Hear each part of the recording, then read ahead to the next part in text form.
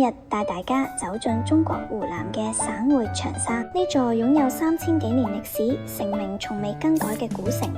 一邊係坐穩連場嘅人民底蘊，一邊係活力滿滿嘅現代風貌，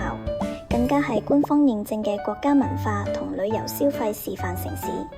首先要同大家介紹嘅係長沙嘅人文核心。岳麓書院作為中國古代4大書院之一，已有1000年歷史，係湖湘文化嘅搖籃，官方亦將其列為重點文物保護單位。旁邊嘅祝子洲係湘江中最大嘅洲魚，青年毛澤東雕像矗立其間，已成為長沙嘅精神象徵。除此之外，馬欄山市貧文創園以科技賦能文化，係官方重點打造嘅文旅新地標，匯聚數千家居家文化科技企業。除咗人文風光，長沙嘅特色體驗亦不容錯過。美食方面，並非只有網紅打卡，官方認證嘅本地特色有外酥裡嫩嘅臭豆腐、鮮香辛辣嘅口味蝦，仲有承載老長沙回憶嘅豬油拌飯，每一樣都係當地人日常嘅滋味。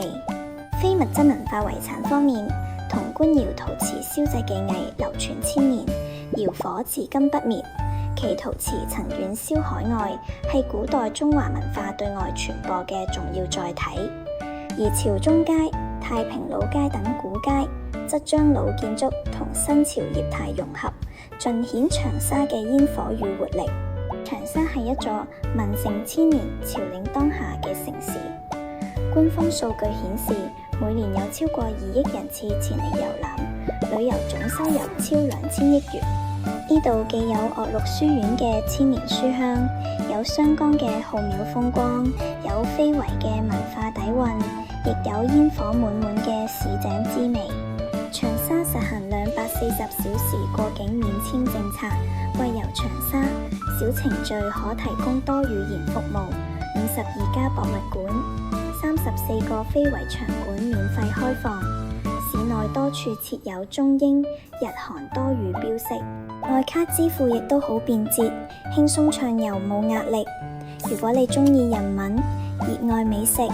想感受中國中南地區嘅文化魅力，長沙絕對係不容錯過嘅目的地。